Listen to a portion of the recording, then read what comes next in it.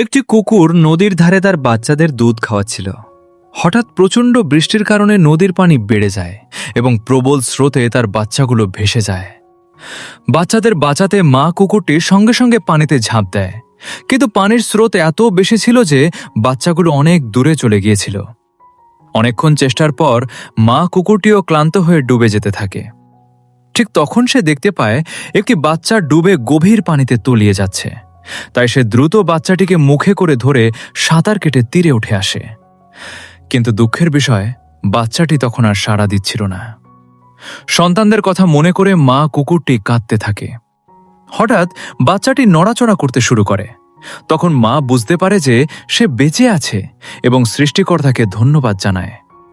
তবুও অন্য বাচ্চাগুলো ভেসে যাওয়ায় সে খুবই কষ্ট পাচ্ছিল এবং বাচ্চাটা ধীরে ধীরে বাচ্চাটি বড় হতে থাকে এবং মায়ের সঙ্গে খাবার খুঁজতে যেত।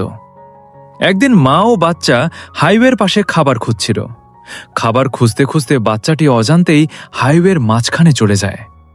কিন্তু মা তখন খাবার খুঁজতে এতটাই ব্যস্ত ছিল যে সে বাচ্চার দিকে খেয়াল করেনি। ঠিক সেই সময় কার্তিক নামে একজন ছেলে বাচ্চাটিকে দেখে অনেক কষ্টে তার কাছে পৌঁছে যায়।